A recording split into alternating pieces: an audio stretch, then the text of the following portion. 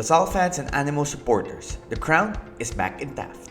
Now is the best time to secure the most incredible DLSU merchandise in the market to celebrate the Lady Spikers title conquest of Season 85.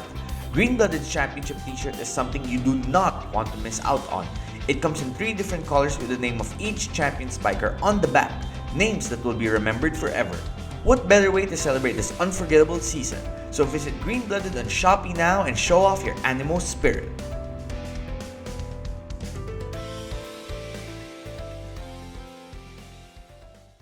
Hi everybody and welcome back to another episode of the Navs Effect podcast. I am your host, Naveen Ganglani. And so I'm doing a quick solo segment here before we get to the second part of the episode, by the way. Second part of the episode, we talk about The Flash, recent DC blockbuster movie to hit the cinemas. I talked about that with my friends Glenmarc and Jason. If you guys listened to the episode about Transformers, you would know I had them on as guests. So it was another fun episode. Everyone was into it. I liked it. I think I liked The Flash more than the general public did. And I kind of share my reasons why. So stay tuned for that. But before we get to that, I want to talk about the game that I just watched. So I went to the FilOil final between UP and LaSalle, which UP wound up winning and in very impressive fashion, 87-76. I thought UP played with the two-way basketball style that makes them really good. The pressure on defense, forcing turnovers, making every shot near the rim hard with Malik's presence, also getting out in the perimeter, sending help defense at the right time. And then they were able to get out in transition, particularly in the first half. You know, that really won the game for them, that run in the first half. So Mark Belmonte gets hot, right? Hits 2 3-pointers. JD scores in the break. And so I can't tell you exactly what happened there, and I'll tell you why in a little bit. I have a funny story where I make a little bit of a rookie mistake. But so that run in by UP in the second quarter, they go up 18. Belmonte, who was amazing, best player of the game, and talk about another major recruit coming in for UP, no? But I thought that run spelled the difference of the game because LaSalle played UP fairly equal the rest of the way. End of the second quarter, LaSalle goes on a run. LaSalle, by the way, entered this game undefeated, just to add a little more soreness to that loss today. And then third quarter, UP starts that on a run. They build a lead. LaSalle comes back. UP answers. It was back and forth from there. So really, that run to end the first period, start of the second period, spelled the difference for UP. Now, before I get more into the game, let me share about a rookie mistake I made. And it's so funny because I would think that I should know better. Anyway, so the game, FilOil game, was at 4 p.m., the final, UP LaSalle. And you know what? Credit to FilOil. One thing they've done this whole tournament was start games on time. It hasn't been late or delayed. Pinoy Liga does this too. They deserve credit as well. So before the final, the UP DLSU final, I had a planned lunch with my sports editor from Rappler, Jasmine Payo. And we were there to talk about future plans. Just to share a little to my podcast listeners, those who have been following my work, I also extended with Rappler. So for the foreseeable future, I will be continuing to contribute to Rapplers. Do follow my work, continue following my work there if you have.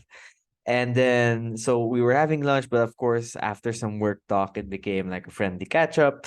And I was having so much fun. We were having a good time. So time kept passing by and it was like 3 o'clock. And I'm like, okay, so yeah, that's fine. Cause I had lunch in Capitol Commons.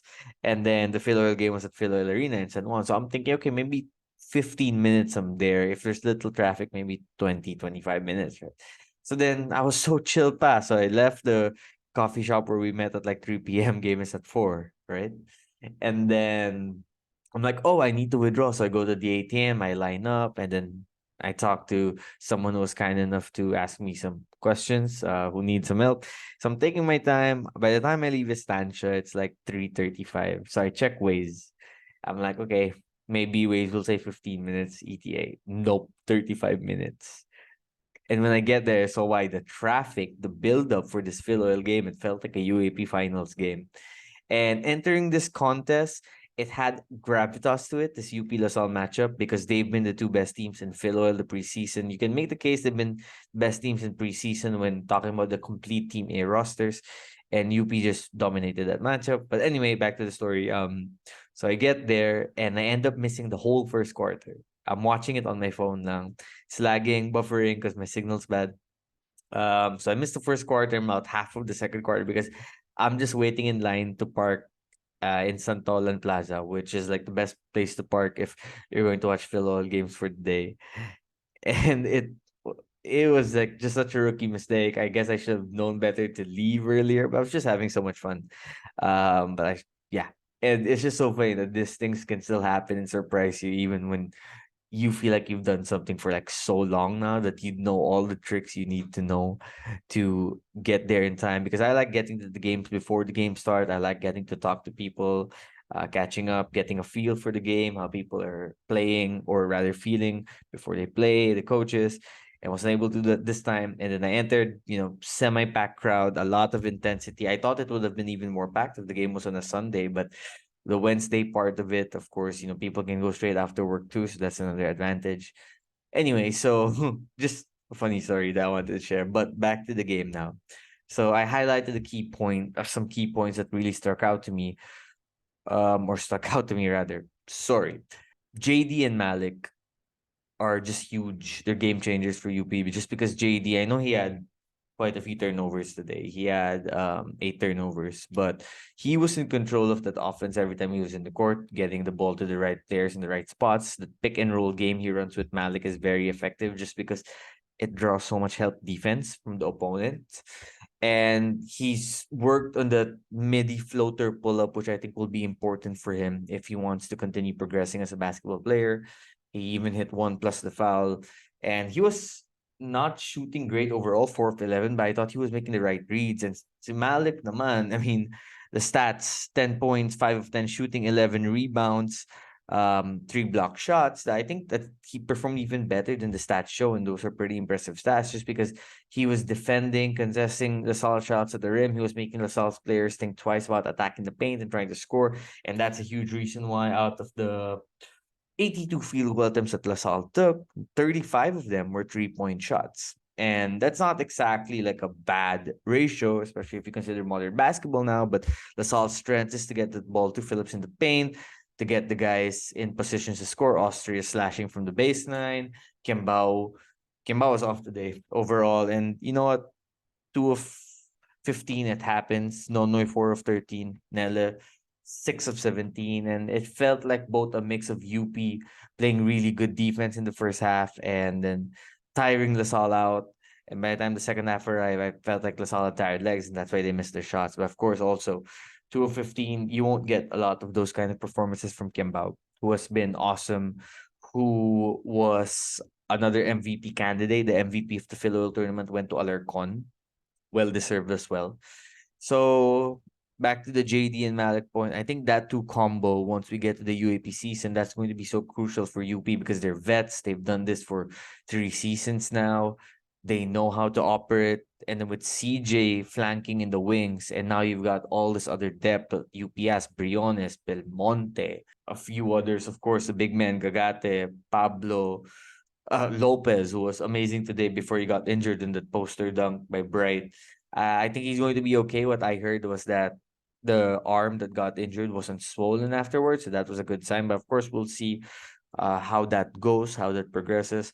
Alarcon also just had the 2 of 7 shooting game today, but I thought that his defense was superb too. And in transition, he's a unique weapon, and he's going to be integral for UP this season. Sean Alter played good too. Briones has really stepped up in the offseason. But that JD Malik combo, that's like a bread and butter go-to on offense for UP. And on defense, Malik is just such a unique weapon that he can take offensive teams away from what they want to do best and force them to make second and third decisions. And the thing about playing UP is if you keep trying to make these decisions and you're overthinking it, you're forced into turnovers. And once you let UP get out in transition, they're really talented because they have big wings who can run and shoot. Like Lopez, Briones, Cancino, these are guys who can run fast and they can shoot if they spot out of the 3-point line. And if you got someone like Malik or Felicilda who can get them the ball really quickly, that's a very hard offense to stop. I think if you make this like a best of 5 series, I think it will go 5 games. I think LaSalle was also pretty good this offseason. And by the way, we're recording this Wednesday, June 21. They still have the PBA D-League Finals against San Beda starting Thursday, June 22. They're out of Pinoy Liga, but they sent their Team B slash team third rotation guys in the Pinoy Liga Collegiate Cup.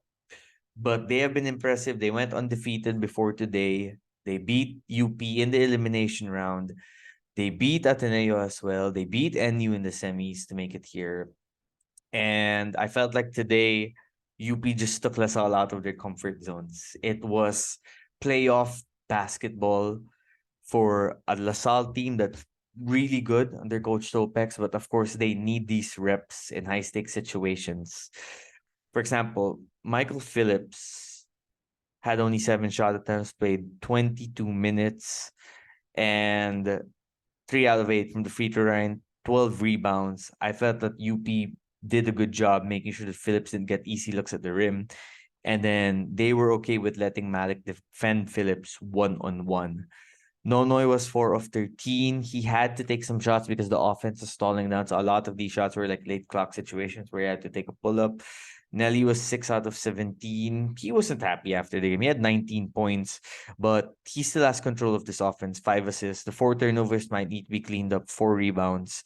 1 of 6 from 2. 5 of 11 from 3. And that mid-range game of his is good. It won't always be like this. In terms of shooting percentages, Austria had 8 points, 2 of 8 shooting from the field, 7 points, 3 of 4 from the foul line. And Kimbao, 2 of 15, still had 11 rebounds. And he was he was a minus 12 in 31 minutes. And he has been sensational this tournament. It was a bad game for him. He missed a lot of wide open threes as well. I felt like that was because of tired legs, perhaps. He did play around 31 out of 40 minutes, which also goes to show kind of how much this LaSalle offense right now relies on him and his ability to create for others, but also create scoring opportunities for himself. So I'm very curious once we get to the UAP season to see. Now, I think he's going to be really good to start the season, but I want to know if LaSalle continues to depend on him like this to create for others and create for himself. Will that tire him out eventually? He has trimmed down. He's slim now, so that extra endurance might probably come in handy. Overall, though, great win for UP. A lot to learn for LaSalle after the game. Mark Belmonte is... We knew he could score inside if you were watching the off-season games the last few weeks. We knew he could score in putbacks, get rebounds, because this guy is long. Like, if he is almost as tall and long as Francis Lopez, not as athletic as Lopez, but he's tall and long, and he was shooting it from 3 very good today. And that shot looked confident, and that kid has all the makings and potential of being a star in college basketball.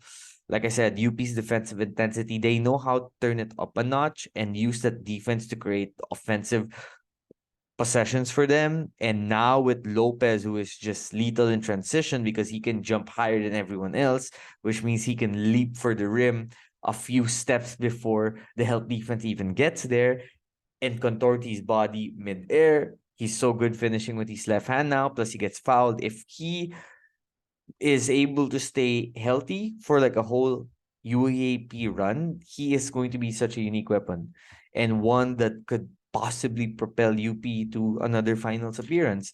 I think that's how important he is. But even in games where he might not play so great, UP is deep enough to make up for it. LA Andres, one of their wings, wasn't playing today because he's injured with a hand injury, fractured something in his hand. He's also another wing weapon to add. Terrence Forte didn't even play this game as he recovers from an injury. Cyril Gonzalez, same thing. UP is deep, and they're going to come in the UAP season as the deepest team. I think Ateneo LaSalle are there for second deepest, and you right after them. Wow, that was a statement win, I feel, today from UP. A statement win because they stayed on top, built an early lead, and stayed in control the rest of the way. Didn't let LaSalle come back. And normally, this is how it's been going in recent games between UP and LaSalle, where UP gets off to an early lead, LaSalle comes back, it's close down the stretch, UP figures it out. This time around, UP built that lead. LaSalle threatened to come back, got it within 7, if I'm not mistaken. And then UP just ran away, stayed in control the rest of the way. Very impressive. Now, just some notes. Like I said, LaSalle has a D-League Finals against San Beda with Marinero. coming up over the next few days. But after that, they are planning an out-of-town trip to Japan in August. And then in Davao, they will join a tournament like they always do. That's in August naman. And then UP is going to Serbia first week of July. Then they have another trip to Korea. But before that, they are still in the Pinoy Liga Collegiate Cup. Quarterfinals is starting. And there is a chance that we get UP versus Ateneo in the finals. I'm not saying it's going to happen for sure because, of course, there's still competition and it's knockout game after another, which means you have to win or lose.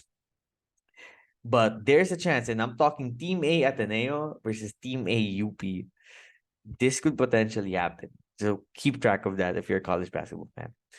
Anyway, those are my thoughts. I just want to thank our sponsors before we go. Of course, thank you to the cleaning coach. I got to meet their owner today. Super nice guy. By the way, very accessible too on social media. So if you need any kind of cleaning, they specialize in apartment cleaning, but also do aircon cleaning, home cleaning, anything you can think of.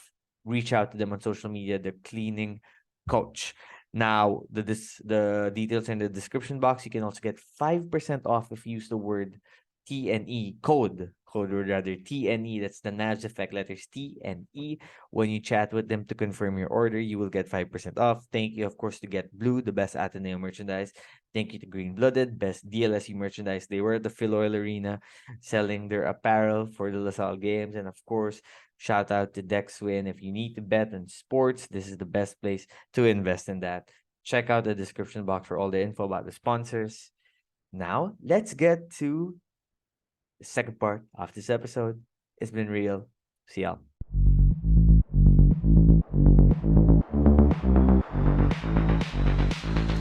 Are you looking for a betting platform with zero restrictions and where you can buy crypto using PHP directly? Look no further than DexWin. The platform is designed to make it easy for you to buy and sell your favorite cryptocurrencies using Philippine pesos with low fees and a user-friendly interface. But that's not all. DexWin also offers you the opportunity to bet on your favorite NBA games and superstars in the playoffs and mix and match parlays to win big. Whether you're a seasoned sports bettor or just starting out, they have everything you need to make the most of your wagers. And with their instant withdrawals, you can quickly and easily get your money when you need it. When you're withdrawing your winnings from sports betting, they make it fast and easy.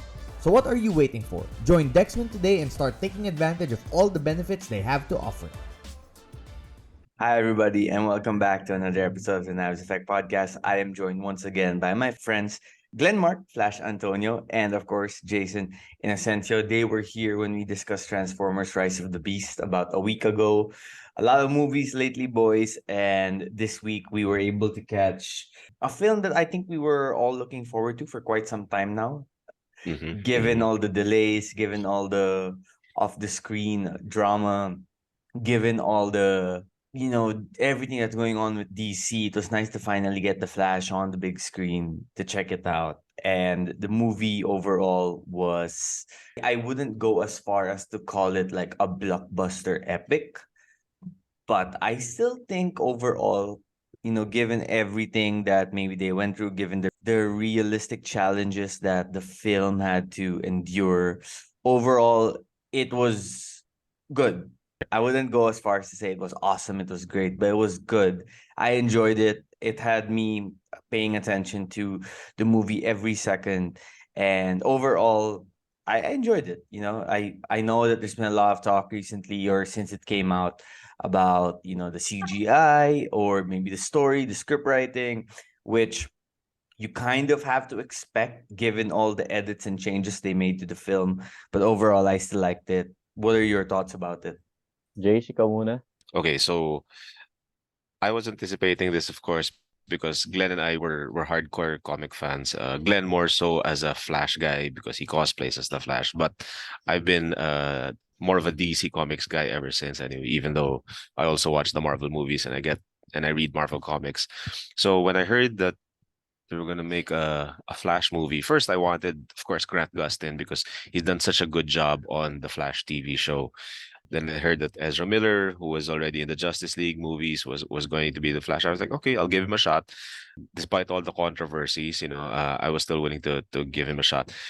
So when I watched this last night, the final screening in Green Hills, I was really amazed at how different the take was on the Flash compared to what Grant Gustin would do on for 9 seasons on TV. I mean, they really emphasized the metabolism part, that he constantly needs to be eating. He's Yep. constantly hyper. That was only mentioned every so often on the TV series, maybe because they didn't want to show Grant Gustin always eating. But here with Ezra Miller, parang they really need emphasize that. So I like that. I liked the slowing down of everything, because to the Flash, everything moves in the blink of an eye. So that was a nice emphasis. The opening action scene with the hospital collapsing with all the babies, that was really good. But personal highlight for me is really Michael Keaton coming back as Batman. Everybody's seen the trailers for it, so that's not a surprise anymore. So first seeing him in Wayne Manor, disheveled, and eventually getting back in the suit with the Danny Elfman music. And every time that the Danny Elfman music played when he's in the Batwing and he's fighting again or taking command of their little team, that was all good. Of course, the heart of the story is still Barry Allen with the Flashpoint story arc in DC Comics as the core of the story, him trying to change history to bring back his deceased mother. So that was the heart of the film. We can go into detail later about any other issues we may have with the movie, but overall, I still really enjoyed it. I still had fun with it. Go Flash. Ako naman, as a Flash fan, comics and, the series live action, I was very happy kasi this is the first live action Flash film in 84 years since the character was first introduced in 1939. So, you've had like almost like what, 8 probably Superman films, solo films, standalone films. You have at least a dozen Batman films. You have 2 Wonder Woman films, 1 Green Lantern film, right? But this is the first ever live action Flash film. 2 Okay, like Aquaman movies na. then Aquaman, like you have almost 2 na, diba? With another one coming up. So for me, the anticipation was just really that much. I was actually anxious, prior to watching it, about a week prior to the red carpet gala premiere, because I didn't really expect that it would be that good. I had to place my expectations a bit low, with all of the brouhaha surrounding Ezra. But just the same, seeing the Speed Force with the Hollywood budget was just a big highlight for me. Like seeing it on the big screen.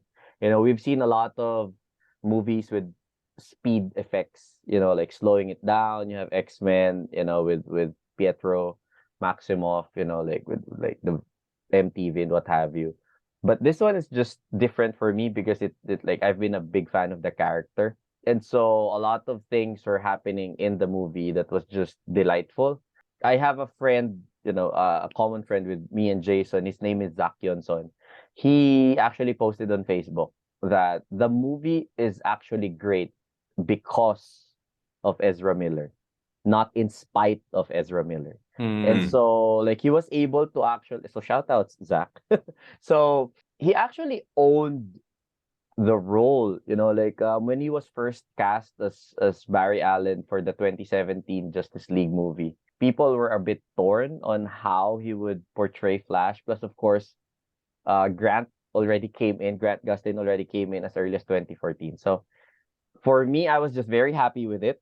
A lot of highlights without spoiling anything. And it ranks as one of my most favorite DC films, if not superhero films of all time, simply with that Flash fandom bias. So Attention all busy bees and condo dwellers. Are you struggling to keep up with your cleaning chores? Introducing the Cleaning Coach, your ultimate solution for all your cleaning needs. They are not just your ordinary cleaning service, they are your multi-service cleaning experts ready to tackle any cleaning challenge that comes our way. From general cleaning to specialized services like mattress and sofa deep cleaning, aircon cleaning, car cleaning, and so much more, the Cleaning Coach has got you covered. They take pride in delivering trustworthy, reliable, and spotless cleaning results every time. We understand that condo living can be fast-paced. leaving you with limited time to handle your cleaning tasks. That's where the cleaning coach comes in. Let the cleaning coach take care of your cleaning woes while you focus on the things that matter most to you. Sit back, relax, and let their team of skilled professionals work their magic to create a pristine living space for you. But wait, there's more. As a special offer for all you podcast listeners out there, we have an exclusive deal just for you. Mention the letters T and E when confirming your appointment through chat and get a fantastic 5% off on your first booking. It's our way of saying thank you for choosing the cleaning coach. Booking with them is a breeze. You can reach them through their social media platforms at The Cleaning Coach Rocks on Instagram or Facebook. Alternatively, you can give them a call at 0917-531-7769 or shoot them an email at thecleaningcoach@yahoo.com. Their friendly team will guide you through the booking process, answering any questions you may have. Remember, the rates are determined by the services rendered and the total size of the area or item to be cleaned. They offer transparent pricing, ensuring that you receive the best value for your money. Don't let cleaning stress you out any longer.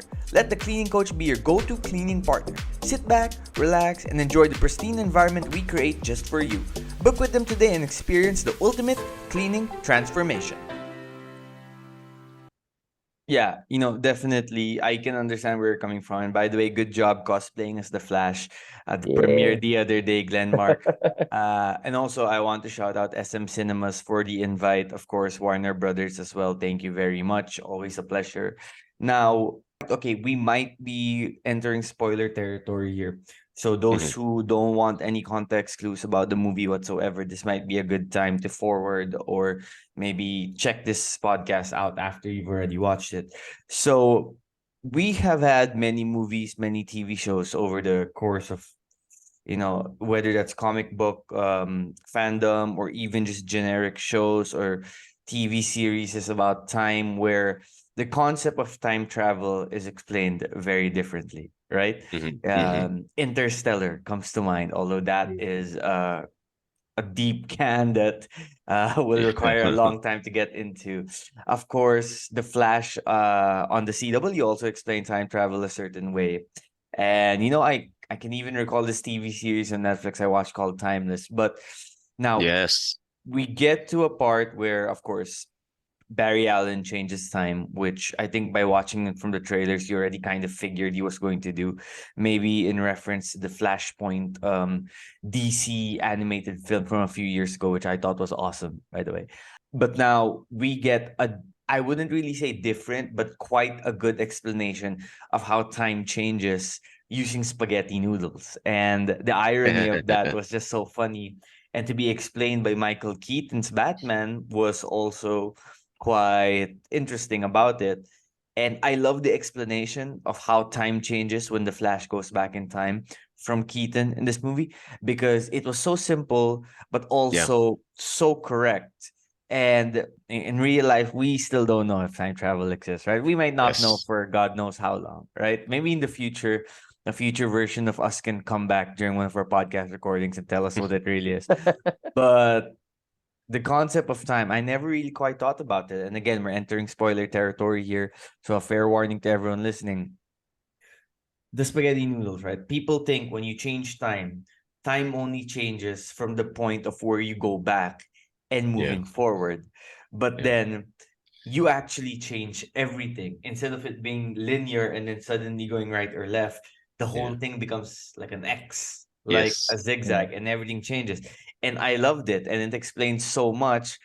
And I know I'm looking forward ahead here, but that's also really going to be the avenue for how DC is going to want to change the cinematic universe under James Gunn.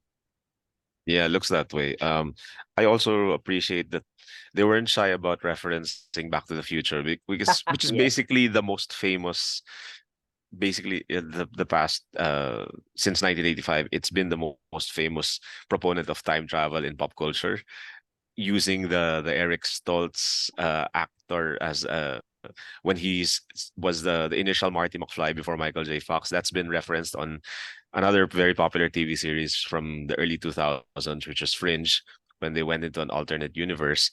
I really liked that, and that was a point of argument for some of the characters. What do you mean, Eric Stoltz? It's Michael J. Fox. So yeah, it was going to be inevitable that they were going to go into time travel, but affecting not just the current but also the past as a way of introducing characters from DC canon that we've seen in multimedia. That really blew my mind. Even some that were just plots that were never really pursued, like a certain actor that we know, an over actor that we know from Con Air. So that was much appreciated. Uh, Definitely. Flash, I also, given that you probably have the deepest knowledge of DC Comics from all of us, I want you to talk about the time concept and maybe give your thoughts about the certain characters we see towards the end of the film, when they do their final run back through time. okay, first off, I think Jason has a deeper knowledge than me. He's like one of my favorite geeks. As far as Flash knowledge, though, I will challenge people to that. But first off, I would also like to piggyback on what you guys said. You know, the whole spaghetti intersection thing. That was a very fresh take on Mm. not just time travel, but multiverse probably. You know, Mhm. like when you change that, it also triggers everything else that is in the time space continuum. And seeing Michael Keaton explain that with nary a whiteboard behind him, you know, Yeah. just with the plate of spaghetti, just in a kitchen, was very nice. I mean, like it felt so simple, right? But imagine how all of these writers, shout outs to the writers, by the way, hope you guys get paid. Um, how to explain that in such an easy, informative way that kids can easily understand it, right? And it was a very refreshing take. And then, like, to answer your question, like how he changes the timeline yet again, like towards when he gets back to his present, with the logic that time isn't linear.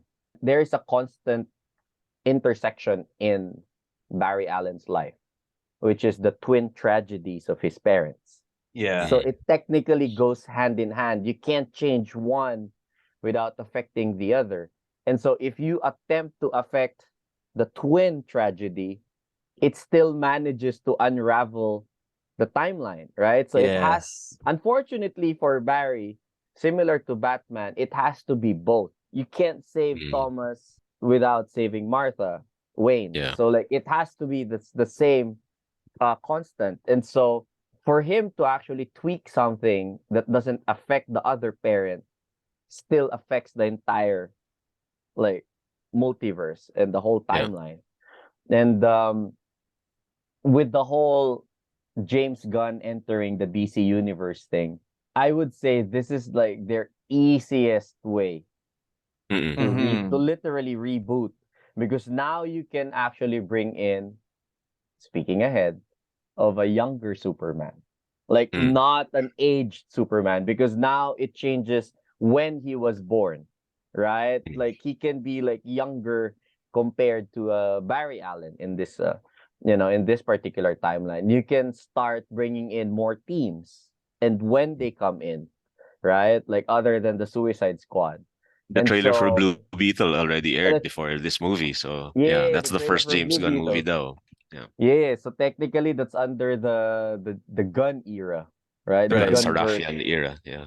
Yeah. So the whole spaghetti thing makes a lot of sense, to and hopefully it does make sense for a lot more viewers. Because right now people are just thinking of it as a big spaghetti ad. Yeah. A lot of people were like, "Oh, I have to get spaghetti And for after the tomato movie." sauce. And tomato sauce, like, In fairness, that spaghetti looked good, Don Michael yeah, Keaton. Yes, I I want. agree. there It looked it a was lot like referenced this Jollibee time. spaghetti. I mean, the redness of the sauce. Anyway, go on. It had like the movie practical, semi spoiler. The movie had three spaghetti references. When young Barry was kneading the dough, and the Yes. father puts in like dough on his Yeah. hair, like you're older now. That's homemade spaghetti, homemade pasta. That's the first one. Older Barry goes back to the past. The first meal he eats before he meets his, younger self is spaghetti, and then of course the spaghetti in the kitchen. And also the So tomato sauce Yeah, the which tomato the Yeah. can sauce. of So tomatoes, which is such a big factor which in the goes hand in movie. hand with your Yeah. spaghetti, of course. So yeah, so there's that. Okay, so I'm actually a bit anxious as well for the gun universe, moving forward. But the way this movie just kickstarts the explanation makes a lot of sense to me. Yeah, I agree with you that it's the cleanest way to really kickstart a new universe, bringing in a new Superman, bringing in a new Batman. Aquaman, I'm not sure. Now It this saved is it saved Jason Still Momoa's him. job. yeah, Yeah, it They it's saved saved it, Jason him there Momoa's job. for the very end. this Yeah, the end credits. well, but what does that do with Wonder Woman? I'm guessing that character might be changed if I'm not mistaken.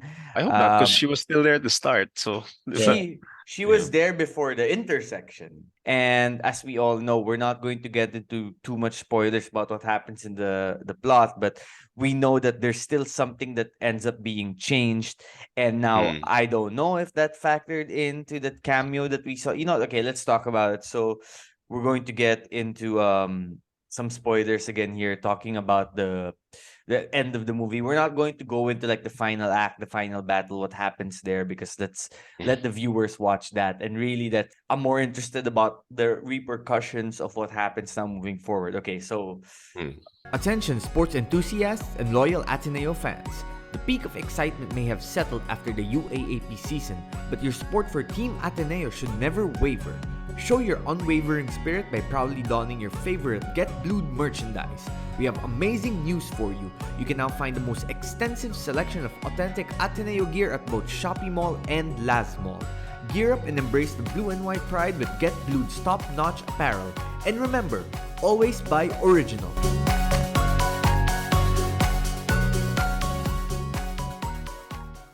Barry Allen's dad, it looks like, will get out of jail because Yeah. of a little correction he made from the past, which felt like a good consolation prize given what he had and gave up.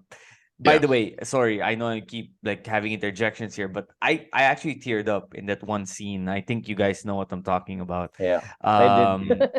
That scene Oh. in the supermarket. Mm, mm. And it's such a funny story. I thought I was so sly about it. I thought no one really noticed. And then after that scene ends, my wife like taps me on the shoulder and she's giving me tissue paper and she's like, I Yeah. think you need this right now. And I'm like, Yeah. shit, I thought no one noticed. But so his dad gets free because of a little camera placement that he does, right? And then after the scene at the courthouse, we witness the new Batman arrive. And by Who new is an old Batman, Batman? who is also an Yeah. old Batman. Okay, we're just going to go out and say this again. Spoiler warning. George Clooney shows up instead of Ben Affleck Oof. in the world of our main Flash, right? Yeah. And my first thought that comes to mind is, okay, so Barry changes the angle of a camera in a supermarket, and that's enough of an interjection to make the whole personality or who the person of Batman is completely changed. It sounds like a little bit of a reach, but then again, was what he did before that also affecting what was Mm. supposed to happen? It's so complex. It's so hard to just like simplify in like a sentence or two. So I want to get your thoughts on that whole situation. How did you guys feel about it? And two questions. One, does this mean we get George Clooney as Batman the rest of the way in this new DC universe? And two, this whole new concept that they're implementing, talking about DC with the Flash, would it also allow them to change Ezra Miller as the Flash in the future, given because of what we know are some of his off the camera troubles? Okay. When that scene happened, I was shocked. It had the effect of what we all experienced with the Transformers: Rise of the Beasts reveal of GI Joe. Okay, so when George Clooney comes out and he's all silver already with a beard and stuff, I was, oh, that's the way you hide a cameo. That's how you hide the spoiler, because nobody talked about it. Absolutely nobody. And the only thing missing would have been if it was if Val Kilmer came out and he was healthy, and because he's also been Batman in the past. So I don't know if this means that George Clooney is returning to the role. I seriously doubt it, because we haven't even touched on Robert Pattinson's Batman, who is, he's got his own universe going with a Yep. Penguin TV show coming. a spin off from his The Batman movie.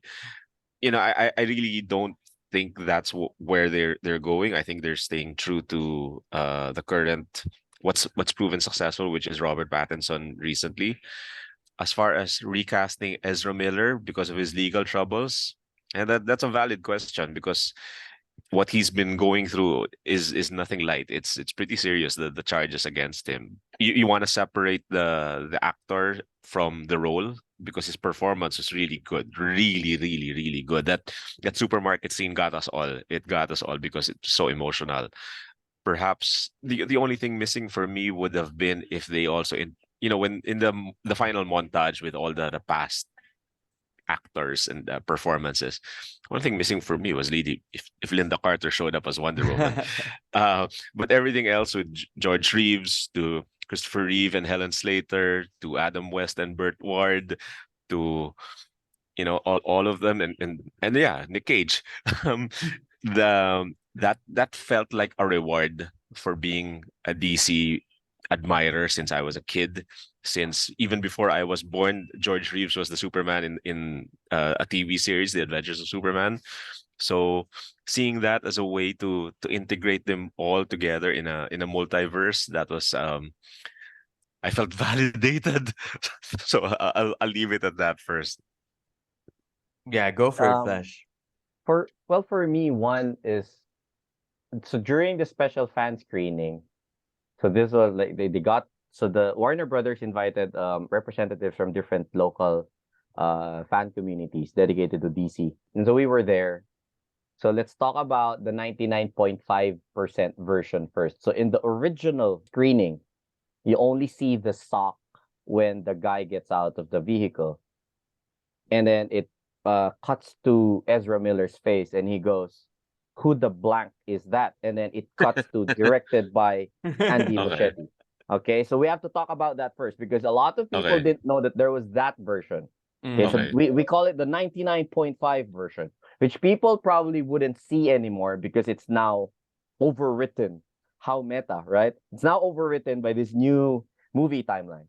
And so, if I remember correctly, it was technically a different colored sock. So when he comes out, I think his sock was like dark blue. You never see the face. It just cuts to Ezra's face. Now the full version with the secret ending, I think the sock is black. So you only see one leg. And then he comes out of the vehicle and you see George Clooney, right? Hmm. And then it has the full credits and what have you. As early as Thursday last week, I was already saying the voice when he answers the phone call was actually George. Mm. I was like, what if that was actually George Clooney? And that was like, people just brushed it off, like everybody was on a, DC high, everybody was ecstatic. Okay, cool. So we brushed that off. Fast forward to watching the full version, and I was like, I was right. That was really George. And shout outs to Val. It would be extremely difficult to bring him back because of his ailment, of course. And so it was actually a miracle that they were able to get Val Kilmer back for Top Gun, Maverick. Agree. And I agree with Jason that it would be totally remiss if they actually brought in Robert Pattinson because he has his own universe as much as like Joaquin Phoenix has his own Joker universe. Like Yeah. they're like independent bubbles out there. And so what does it mean? Is he back? Does he become like a Batman Beyond like type of persona?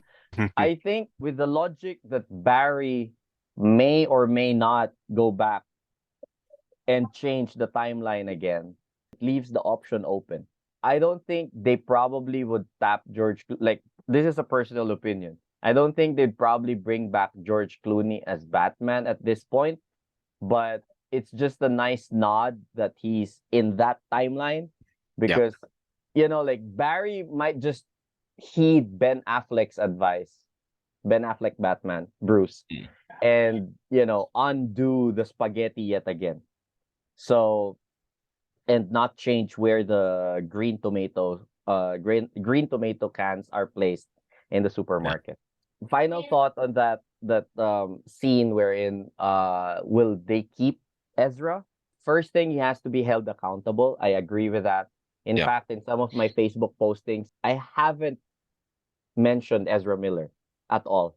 Like it's the Mm-mm. Flash movie, the Flash movie. I haven't posted anything about Ezra. I am still extremely disappointed with whatever's happening with, the case, actually plural cases, Yeah. against the actor. But at the same time, I hope that Warner is able to really support him in his rehab. If they do pursue him for a future movie project, then he has to be held accountable first and should show remorse and should be able to really be a functional person and, celebrity to handle all of the stress that this would entail. He is really good though. And I agree with the both of you as far as like making us cry. Like I've seen the movie 4 times and I still cried at every single time of that scene. Yep. Every single time. All four viewings, screenings. He's that good. He can make you laugh. He can make you cry. He will make you root for him, which is like really weird because the allegations, right, about the actor. And Mm. to me, I told my wife, Christine, the one thing that really made me like Ezra Miller is he made us believe that there are two of him. Yeah. He made us believe that there was Yes, literal yes. rapport between, like, let's say, imagine if you have That was another amazing. Naveen, right? If you Yeah. have another Naveen doing a podcast with himself, or like Jason talking to himself in a Yeah. trivia contest, that would be weird, right? Mm. But he made us believe that, and he made it work. Two different Yeah. personalities. By the way, just some news I think that came out while we're recording this. Andy Muschietti, Yeah. who directed The Flash, right, Mm. is now set to direct a Batman movie. So Yeah. Andy Mm. Muschietti is officially suiting up to direct a new Batman film, Variety can report exclusively. The film is one of several new DC studio titles mapped out by leaders James Gunn and Peter Safran earlier this year. I'm reading this Yeah. from the article that came out 30 minutes ago. It was updated. Muschietti, behind this weekend superhero release The Flash, will direct Batman, the Brave and the Bold. The Mm. project is based on the comic series authored by Grant Morrison, who Gunn called exceptionally influential on the DC universe in January. The comics imagine a Bat family where Bruce Wayne's biological son Damian serves as Robin to his dad's Batman. Muschietti's Mm. sister and creative partner, Barbara, will produce the project via their label Double Dream alongside Gunn and Safran. So, I mean, other than him be eating a hot dog in a cameo scene in the movie, what did you guys think about the work he did on The Flash, and how do you feel he would fare directing a Batman film, particularly of this plot? I'm very happy with how Muschietti directed this film. Given it's been discussed about the CG, especially with the babies floating and bringing back deceased actors.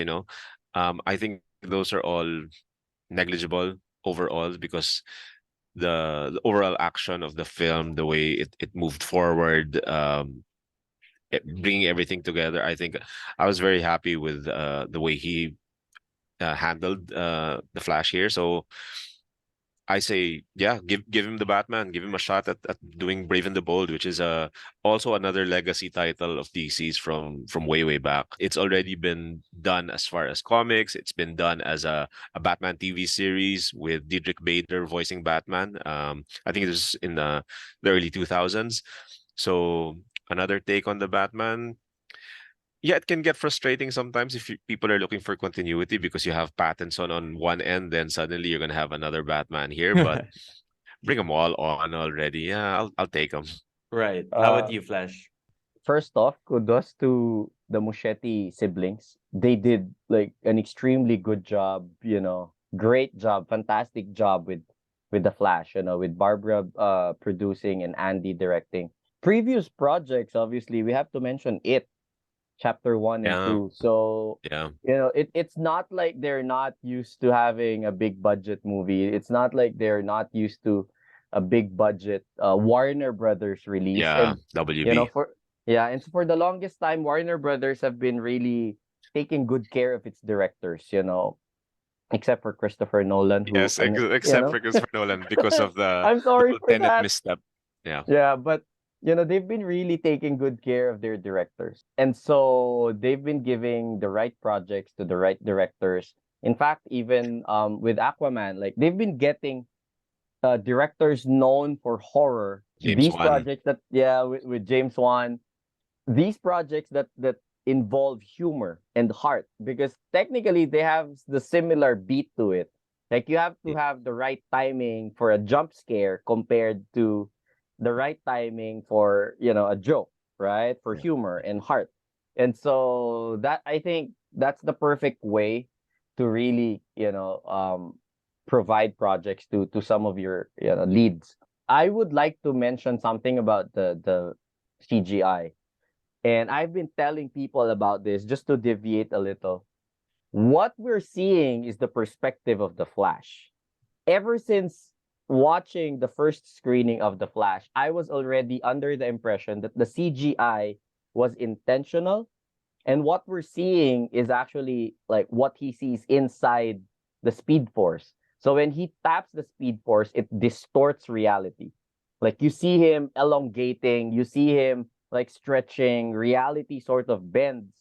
And so when he enters his chrono ball, you see this like little gear, right? Like a sundial of sorts. And so when he's inside that mode, even the babies, even Henry Cavill was actually there. You see the Yeah. shirtless Cavill from the Justice League movie. Yep. And all of those things that you see inside is intentional.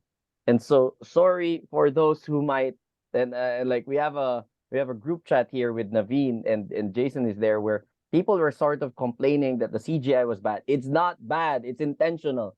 Like the whole point is it's a bended version of reality, a distorted version of reality. And Yep. so it's like having a period film like Kate and Leopold. Mm, When you watch something from the past, the color grading is sepia. When you mm, watch something in like modern day New York, then you have a different color grade. Same with Genera Luna, same with Goyo, right? So it Mm-mm. mm. shifts. Like when you see something from the past or you see something that's not from the real time present, it has a different feel to it. So when you see the babies, obviously you can't have babies being thrown around in the air. So obviously you have to do Being them put in a in C microwave. put in a microwave. It has to be in CGI. And so that was actually your establishing video. That was your establishing point of view. The babies already established that. And so when he enters the chrono ball, it just reinforces everything all the way to the end, right? Especially when you see the worlds collide. That's my Mm. take on it. Flashback. Speaking of color grading, that last season of Game of Thrones, I think all they did was put the brightness down to 0. I think it was also to sell HD TVs, Naveen, because they wanted people to, yeah, bilhin na kayo ng mga QLED so you'll see the very black parts. You'll see Yeah. them. They're just there in the dark, you know. Right. Okay. So now, by the way, I thought the CGI was awesome. And look, if you're gonna make the Flash movie, you're not gonna have everything as practical effects. You need to have Yeah. all that CGI, especially if you're going to go back in time, tap into the Speed Force. And now, look, I wish there was such a real thing. We'd love to film that Mm. stuff in real life, but guess what? It doesn't exist. Okay. So before we wrap up this podcast, let's do it like how we did for the last Transformers pod. Let's give it a grade. I don't want to sound like I'm repeating here, but this was a 7.5 as well for me. How about you guys? Yeah, that's fair. I was thinking about that also last night because my screening ended at like 11:20 already. So I got home, it's almost midnight.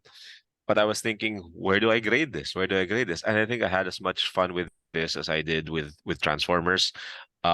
Particularly because of Michael Keaton and the tribute to DC's past. I lean closer towards an 8 because of that part.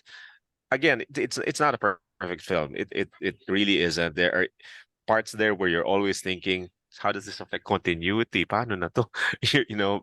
But it didn't take away from the fun I had every time that Danny Elfman music played with Michael Keaton and seeing him just back in the suit. And he clearly was having fun being back in it. Just to share with you guys, over the weekend, I watched Batman 1989 again for the Mm. first time in so long. And there are parts of it that are a reference to in this movie with Wayne Manor and that hall where they first enter Wayne Manor. And it really just Pass it the gave me salt. the feels. Yeah, it Yes. gave me the feels. It made me just so happy. So yes. Sorry, that was a long answer. No, that's fine. By the way, I just want to also mention s- kind of a spoiler alert, but you don't necessarily have to stay for the post-credit scene. I'll just leave it at that. Anyway, That Flash, was just give fun. Yeah. Yeah, that was a that was fun just fun for ending. fun rather than massive implications. But yeah, Yeah. Flash, what's your score?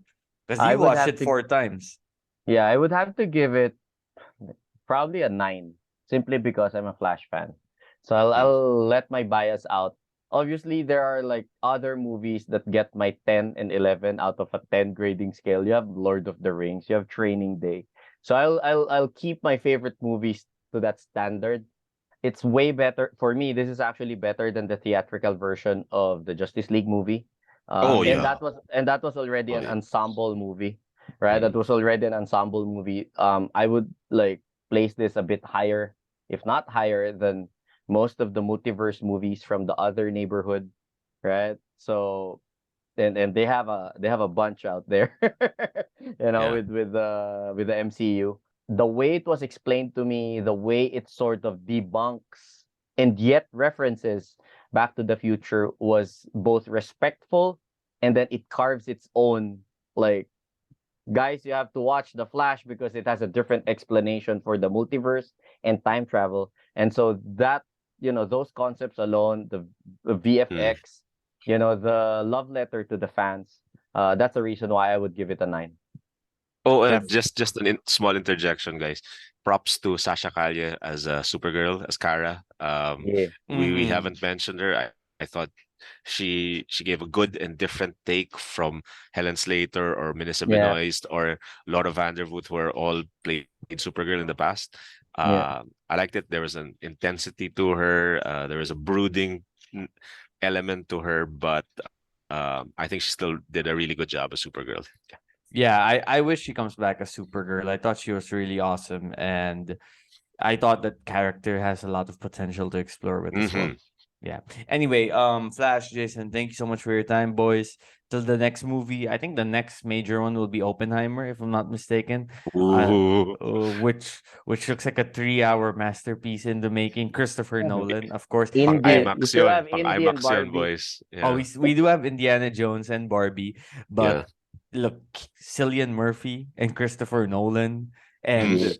the atomic bomb. I mean, come on. I I think it's gonna be so revealing that how I'm excited is for this movie, and it goes to If you show. haven't watched Peaky Blinders, Oh my you god, get Yeah. full Killian Murphy there. Oh God. that I could do a podcast series on Peaky Blinders. That is Yeah. one.